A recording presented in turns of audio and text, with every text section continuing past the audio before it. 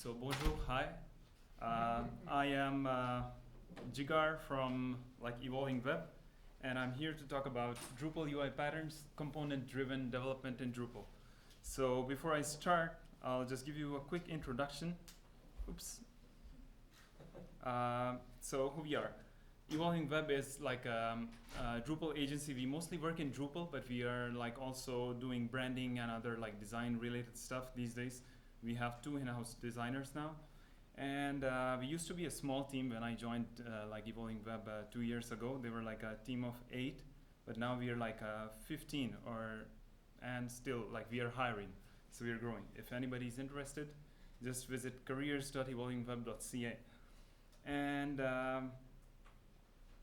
then we have many Drupal certified, Acquia certified Drupal developers. From the top of my head, I think we have 3 grandmasters, Acquia certified Drupal grandmasters, and we also do Drupal trainings. So if anybody is interested in a training session, we do one-on-one training, and we also do group trainings. So and we contribute to the Drupal community in forms of blog posts. We also submit patches. Some of them never see light of day, but they move along. They do. Some of them take a few years, but they do. So this is me. So I'm a full stack developer. I have mostly been working in PHP all my developer life, and I've started experimenting with some other technologies like Ruby and Python recently, but that's not very relevant. So Drupal, I started doing Drupal in 2013. As a matter of fact, the first Drupal site that I made was for my ex-employer. I was working at some place, I quit the job, and then I offered my ex-boss, who was a close, we had a good relation, so he let me make his website in Drupal. That's how it started. And then I joined Evolving Web in 2016, and I've made a bunch of multilingual, accessible, search engine optimized websites since then. And last year, I think it was last year, maybe earlier this year, I became Acquia certified Drupal 8 Grandmaster.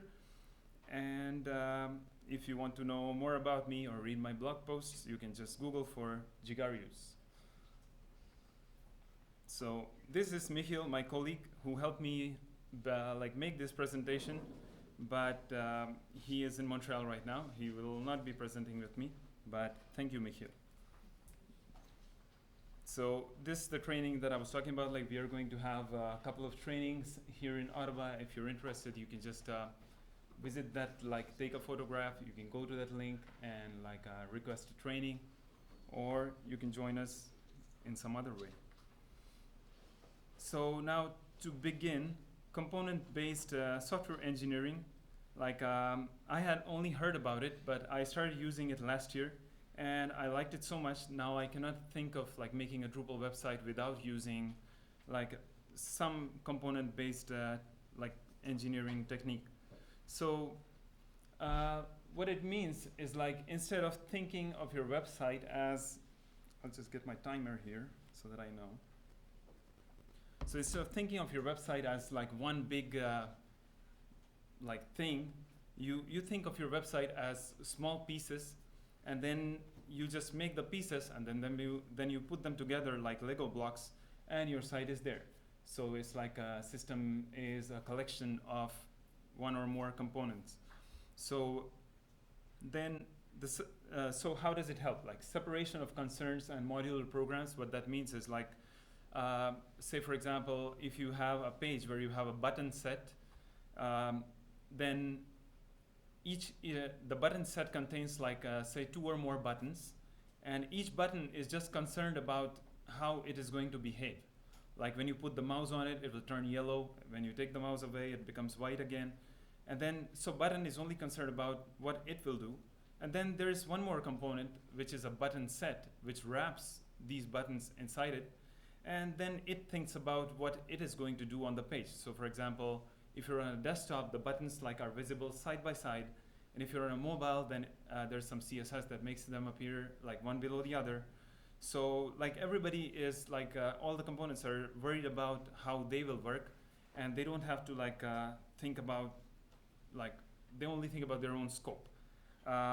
Then it makes code more manageable. So for example, the approach that I'm going to discuss today, UI patterns, every component is basically a folder within which you have everything related to that component. For example, its template, its CSS, and maybe even its JavaScript. So whenever, like for example, if a button is appearing to be like a broken on your site, you know exactly where to go. You go to the button folder and you fix something there. So it makes code more manageable. And it also promotes a reuse-based approach. Recently, I made like a couple of websites for myself. And I used UI patterns because I wanted to practice. And after I made the first one, making the second one was so much like easier. I just copied and pasted all the. Actually, I created a theme which I share between like the two sites, and that theme contains all the UI patterns that I have. So I get the patterns in both the sites, along with the styling and everything. So it was so much easier to make the second site. All the hard work was done in the first one. So it's basically, you can like copy the folders into another project and you get those patterns in the other project. So it's very helpful. Now, Drupal UI patterns, it's like one of, like I think there are more modules that do this kind of thing, but this is the only one I have had a chance to explore, and it's been like, it's worked well for me. So I promote its use. So Drupal UI Patterns is a contrib module which contains various other submodules for integrating with other contrib modules. So how it helps is like you build once and then you use it multiple times. You build a pattern, you can use it with field groups, you can use it with views, you can use it with display suite, and so on. And then you decouple data from presentation. So it's not like decoupling these days. People are talking a lot about it. So basically the decoupling that I'm talking about is like you can start making the front end, like doing the front end development. You create the twig file, you add some CSS, and you know how your pattern will look. And then a site builder or a backend developer like jumps in and he connects the data into your like patterns. So say for example, if we think of a visiting card as a UI pattern, then, and say we only have two pieces of information, like the name of the person and a phone number, then you build like your UI pattern, the visiting card, with some fictitious name like John Doe and a phone number. And then when real data is ready, you just put your pattern in the Drupal site and somebody will provide the data from paragraph, doesn't matter, or from a user profile or from a view. So it doesn't matter where the data comes from, as long as the pattern is like written well, it will simply take the data and display it in the like defined regions. So it's like a mini theme where you have specific regions and you plug in data and they become visible. It becomes visible. So then you can, like one more thing that I really like about using UI patterns is like you have an inventory of components. So you have a clear picture of what components you already have. So in the future, if you're planning to make a new website, you can instruct your design team, or you can just like reach a consensus in your development team that we will try to stick to these patterns that we have, so that we don't like go for don't have like 100 different patterns in every project. So for example, many designers tend to be like get very creative sometimes, which is bad for developers. But then, especially when they're on a tight deadline. But so if you establish like a rule, like we are going to try and reuse X number of components, and you can create like Y number of components which are new, then it can like speed up the process of development, because you won't have to like create everything again and again. You can just pick things up from your previous project and use them. So that's one more thing. And then share patterns between projects. I mentioned that. standardized appearance and behavior of elements. So what this is about is like you write your pattern in a specific way and you write some CSS for it. And when you're writing the CSS for it, you just, in your CSS selectors, you try to, I'm not getting the word for it. So you try to write only the CSS for that scope. So for example, if you're writing CSS for a button, you only write CSS for dot button and everything inside it. So that way, no matter what project you put it in, the button styles will always remain the same. And similarly, if you wanted to fix something about all the buttons, like the text needs to have a shadow, then you just edit one pattern and that shadow will be reflected on all the buttons. So this is one more advantage. It's like has anybody used Adobe Illustrator? So in Adobe Illustrator or other software, which is similar software, you have a concept of symbols. So when you modify a symbol, the symbol, wherever it is, it gets updated. So it's similar to that. So, okay, so enough talk, let's see some code. So these UI patterns, the place where you need to start is just defining the patterns. So UI pattern is nothing like special. It's just like a bunch of a declaration file which tells Drupal about the pattern. We create a template for it, and we provide like optional CSS and JS for it. So that's all that we need to do. So I'll just show you an example of it.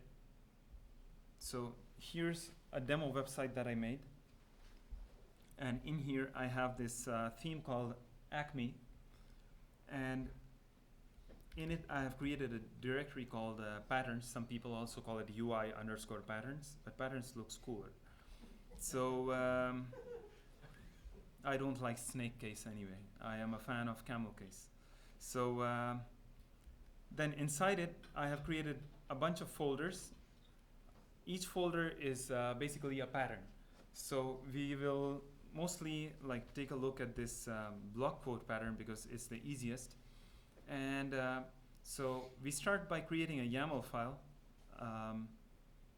First create the folder inside the patterns, and then you create a YAML file telling Drupal everything about this pattern.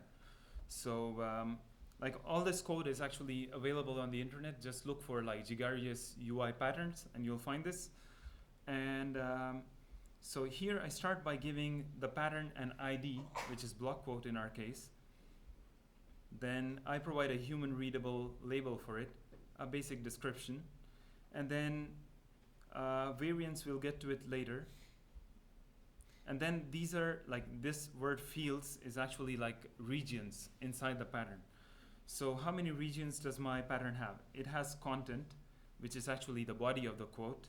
Then attribution is the person who said it for the first time, and citation is like a URI that you can provide from where you can read more about this person or the quote. So I've never used cite actually. Then libraries is where you can define, this is optional, but like I mentioned, the pattern, I try to make the patterns self-contained. So if you want to add some CSS for the pattern, this is where you would add them. So you just define some CSS like this in the structure, and then you put the CSS in here. So that is basically everything that you need to do in the YAML file. If you had some JS, for example, if your pattern was something like a progress bar, then you would also add some JavaScript in here so that the progress bar can be animated if you like animations. And then after these two, this is where we have these three pieces of data, but we haven't told Drupal, or we haven't defined how the data will be displayed. So the next step will be to create a YAML file, HTML or twig file. So in here, I would write some twig, and I would create the block quote tag within which I'll place my data. So there's some fancy stuff going on here. So first I make some classes which I want to apply to it. So and then I add some classes for like whether it has attribution. So if you can do fancy things like make some fields optional. So body, for example, is required, and the attribution, the person who said the thing, is not required. So you can add a class name here, and then you can style like quotes which have an attribution differently than the ones who do not, which do not have an attribution. So you can do all those things. Like it's more relevant when you make cards. So for example, if you have a card which has an image, you need to style it differently. And if the card doesn't have an image, then you style it differently. So all those things you can do with these like classes. And then I just print out like a block quote thing with some BEM class names. And that's all. So now let's see the pattern in action. So in the Drupal side of things, like for the patterns to work, I have to install and enable the UI. Actually, I'll just use. So in here, this module is what you need in order to use UI patterns, and it has some submodules which are mentioned here. So for like a UI patterns library, it gives you a nice page where you can see a list of all the patterns that exist on your site, so you can take a quick look at what you have. And UI patterns layouts, it integrates with the layout system so that your patterns are available as layouts. We'll see how they work. And then this one is an integration with field group. This one has like some extra stuff for display suite. And this one is for using patterns with views. I'll get to that towards the end of the presentation. So for now, let's assume we enable this, and this. These three modules, and you should be good to go. So now, where's my demo site? Oops. Oh, it's here. No, it's not here. Yeah, so after defining a pattern, you can simply go to this page and you see a list of all the patterns that you have defined so far. And here's our block quote pattern. So it shows you all the fields that exist.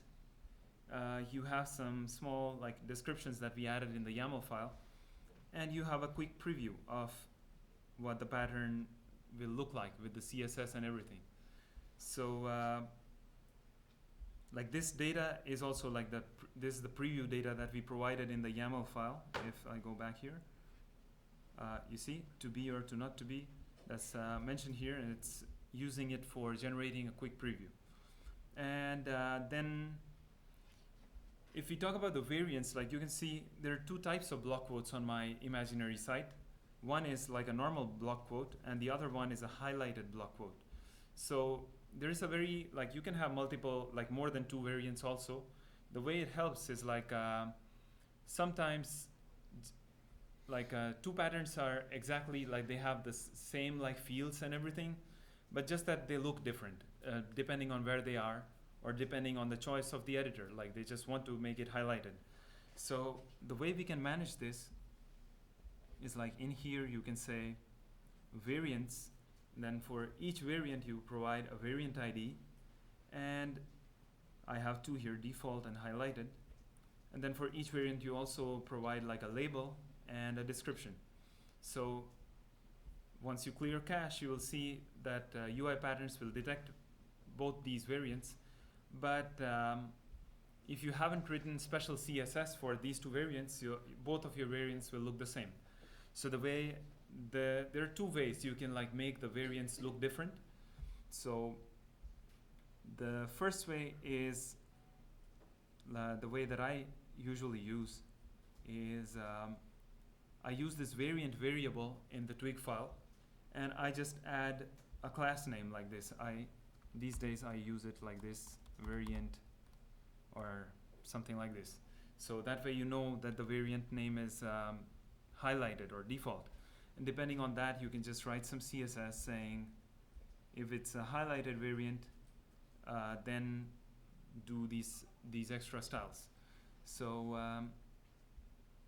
The other way of doing this will be like, I usually use the second approach, the one that I'm going to tell you about now, only when there's a like big difference in the markup structure of all the variants. So what you would do is you would create an additional twig file which will have a different kind of name, like pattern dash dash variant dash then block quote highlighted or something like that. I don't exactly remember the naming convention, but maybe we have, you see? So we have the template suggestions, and if you make one of these twig files, then those will be used instead of the default twig file. So that way you can make major like changes to your markup for the two variants. So that's basically it for like defining the variant, defining the patterns. But now the fun part begins. You reap the benefits of having these patterns only when you start using them in your project.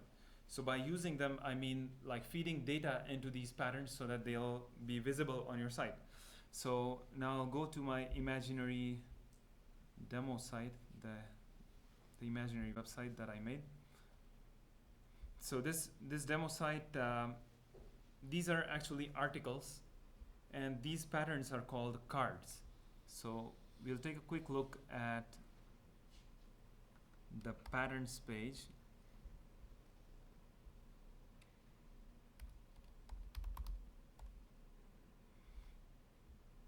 And I'll take a look at this card generic pattern, which is what you're seeing here. So in the card generic pattern, I have defined these fields: title, summary, image, links, etc. And so I have created, like this might be confusing, like initially I was just experimenting with this. So image is when you can provide the markup for the image, or alternatively, instead of image, you can just provide an image URL and the markup will be generated for you. So these days I have removed the image URL completely, and I just depend on Drupal to generate the image markup. So it's simpler now, less fields. So after defining the pattern, I added some styles like this. You have a title, a summary, and some links, and an image, which is optional. So having done that, I only got one card by doing that. So, but here, if you see in the demo site, it's like a collection of cards.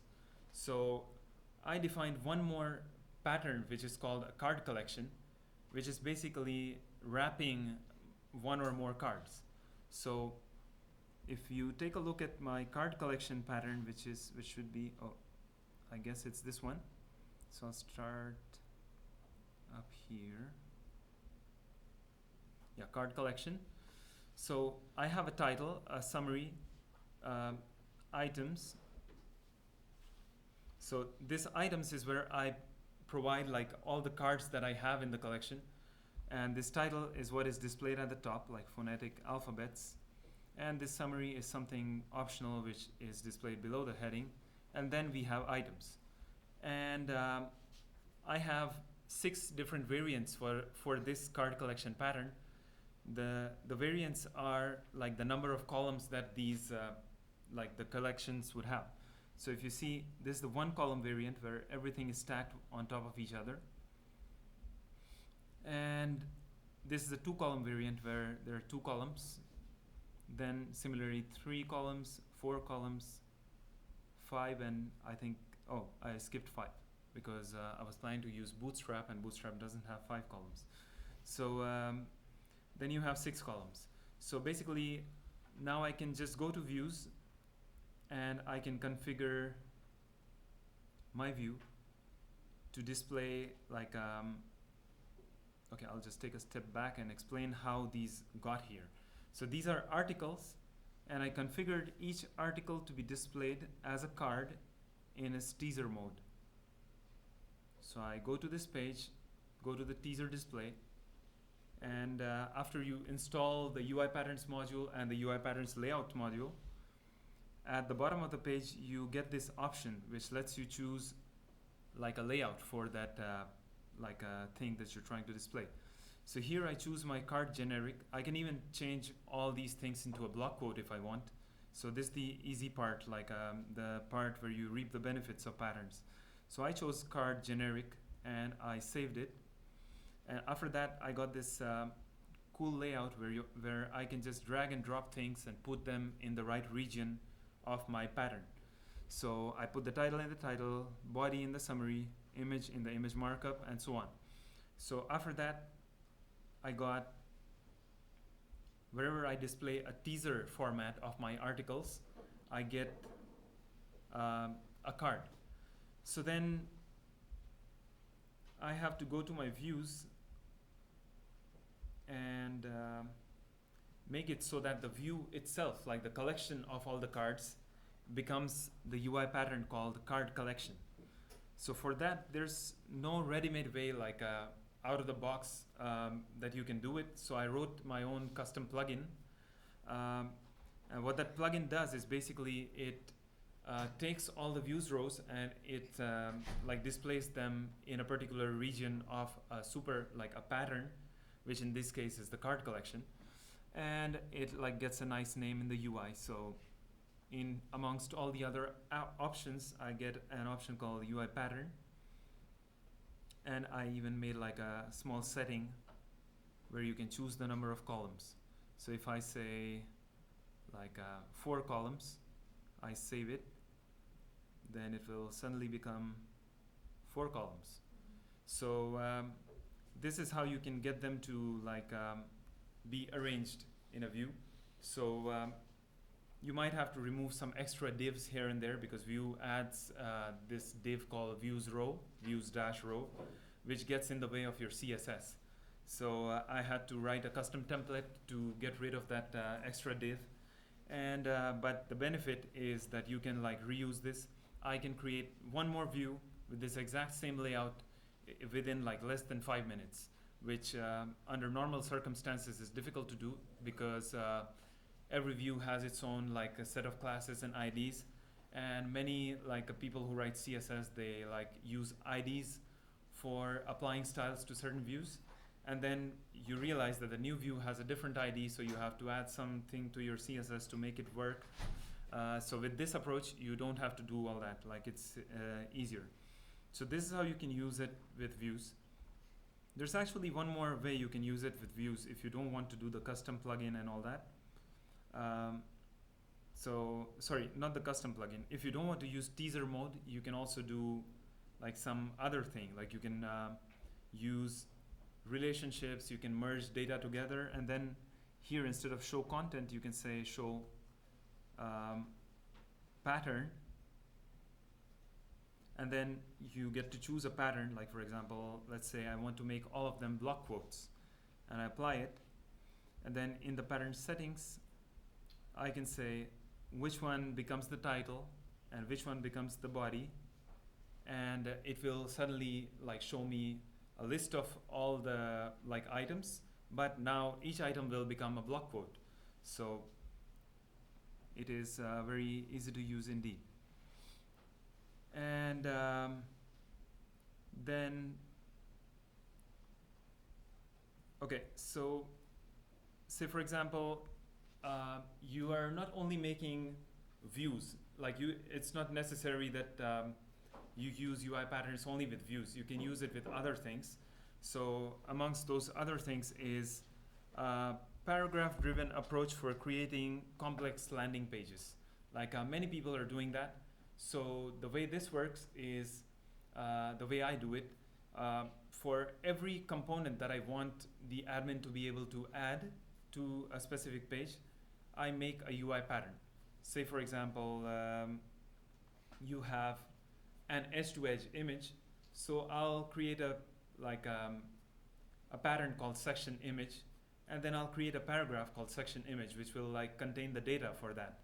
And so here I'll give you an example of this card collection, because I wanted a card collection custom set of cards where the admin will be able to define a custom image, a custom title, and everything else. So I just replicated my card UI pattern as a paragraph. So I create a paragraph type called card, and I gave it a body, which is field text, image, a title, and these are the only three things that I need to generate it. Basically, I could have even added a link, which could then be like a URL, which could then be used like a link, but it's okay, like for an example. So then I go to manage display, and I do the same thing like here. I make sure that the paragraph is displayed as a card, and then I map the fields just like we did before with the nodes. And once this card is ready, I create one more pattern for the card collection itself, which is here. So the card collection has two fields. One is the title, which is the section heading, and the second one is a paragraphs, like multiple paragraphs field, where I would add one or more card paragraphs. So to see this in action, I'll just go to my landing page here. So currently it only has a block quote, but I'll add a card collection to this, which will use the same styling and everything. So when everything is done, you get something like this. You can have many more section types. So I'll just click on add card collection. I'll give it a title, say good writer, and then title, say for example, I'll add an image first. Oops. Let's just go here. So writer in the balcony, and so I added one card. I'll just add one more card here. So this one.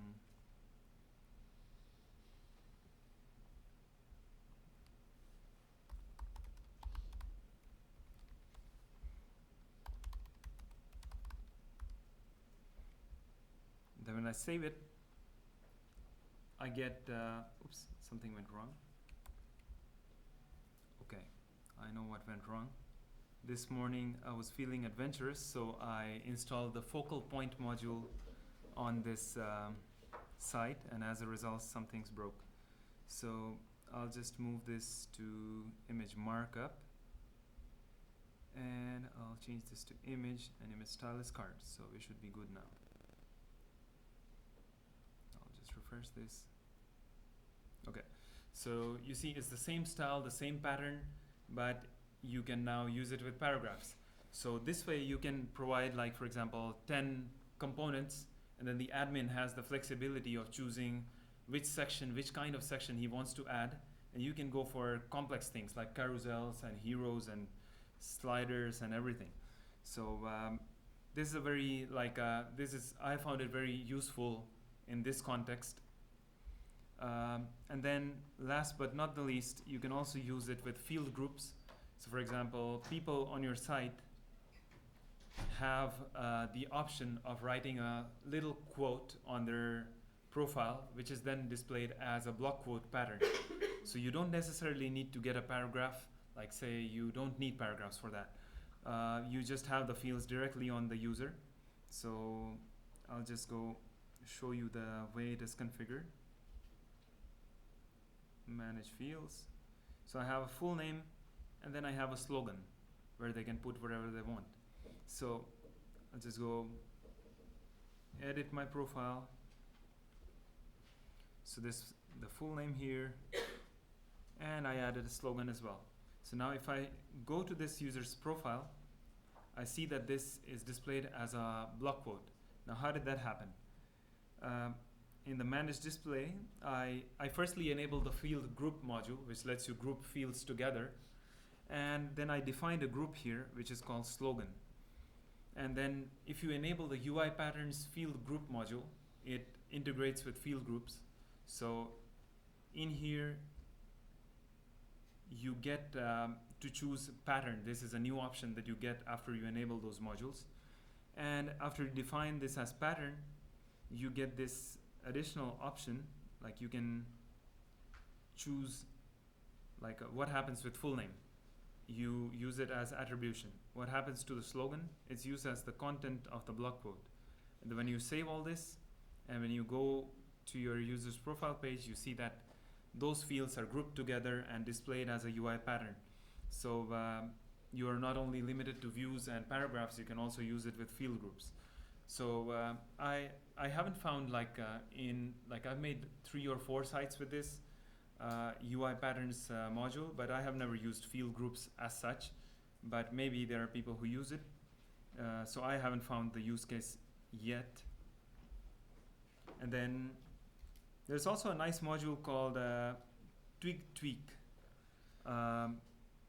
So what this module does is it adds some special it adds some special functions and things to your Twig arsenal. You can, for example, embed a Drupal block right from your Twig level. Like you can say Drupal_block, and then you give it a block ID and it renders it. So it can do those fancy things. So one of the fancy things that enabling that gives you is you can go and you can, for example, nest patterns, and you can render patterns from within the Twig realm. For example, here I am just rendering a pattern with an array of data. This is basically equivalent of saying title is this and body is that. So you just give the ID of the pattern and you send it some data and it works. So you can also render patterns from the Twig environment, the Twig level. And then one more example here would be, actually I'll open the, where is it? Oops. The example project that I have. So in here, okay, I think I don't have an example for it. But the basic idea is you can write from your if anyone has used a renderable array, you can define a renderable array which shows you exactly, I'll just open.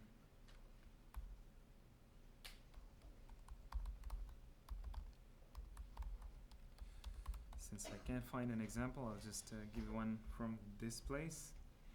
So this is the Twig example that I was talking about. You give a pattern ID and you pass in some data to it, and it renders the pattern. Or if you're using it at a controller level, you can define the output to be rendered as a pattern like this. You provide hash type pattern, ID of the pattern, variant if any, and you pass in some data to it. So you don't necessarily have to use it from the Drupal UI.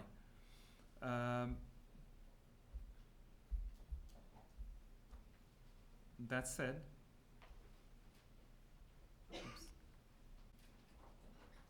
that brings us to the end of the presentation. So I hope you found it useful. If you have questions, you can ask them now. Yep. How would you incorporate accessibility into this? So I'm just looking at your cards, and how would you add your alt text into that to ensure that it's accessible? Yeah. Is it just another sort of field that you'd add? Yeah, I have actually done that. So the question is, how would you add accessibility to this? The UI, if you're using UI patterns, how would you do accessibility? So it is actually, I found it very easy to do it. So you tackle accessibility for each component at the component level itself. So for example, if I'm rendering a card, I would make sure that the card has all the accessibility things built into it. Sometimes you need to get additional fields. For example, if some card has a link, then you might want to get not only the link URL and the link text, which will be visible to the person. You might also want a link label or a link subject, kind of a hidden field, which you can then use for screen readers. So even though the person visiting the site sees read more, the person who is using a screen reader would like it will read something like read more about blah blah blah. So those things you can do like this. And actually the site that I showed you, since I'm not ready with like the right example, like I made this my site a few months ago, jigarius.com, and it is accessible. So I used UI patterns to like make sure that each pattern is actually accessible, and things that are not a pattern, you have to do them like outside the UI patterns scope. So, more questions? Yep. Do you have an example posted on GitHub for the views plugin? Yeah, let's see. So, I think I should have it there. I was actually planning to submit it to the module, but I haven't had the chance. So let's see, where's my tab? Hidden somewhere. Wait.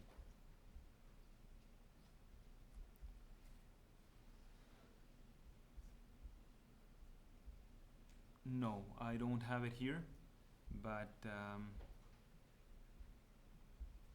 I can actually put it there and share it with the world. So I'll just show you quickly how it looks. It doesn't do much actually. It just creates a template override for. So, oops, what happened here? So this is like a standard, like I copied one of the core plugins, and it's called a views style plugin, which was like hard to figure out because I was thinking it would be some row plugin of some sort, but it's actually called a view style plugin. And now, like you just go for like these things. Then I have a variant and a pattern default values.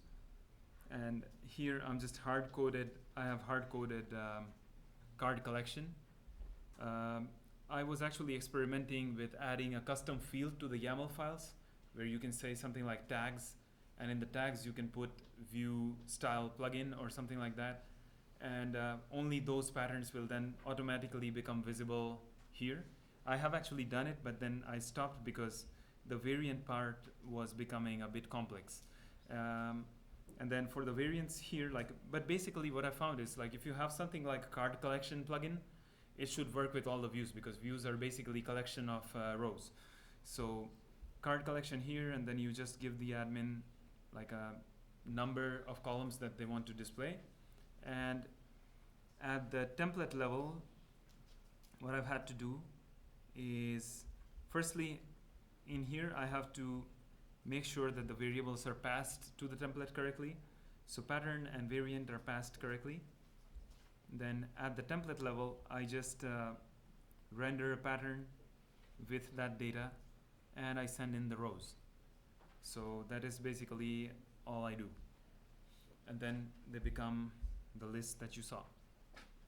Any more questions? Okay. So like I mentioned before, we have like training sessions in Ottawa, like for Drupal accessibility and in-depth Drupal 8 training.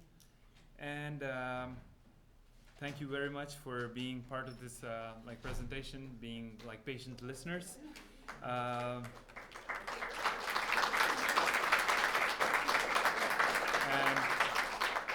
And us at Evolving Web, we are hiring. So if anybody is like excited to like work for like on exciting Drupal projects, both backend and frontend, you're welcome. We also made some Gatsby, like a small Gatsby mini site for our careers page, which you can visit at careers.evolvingweb.ca. And that's it. Have a nice day. Bonne journée.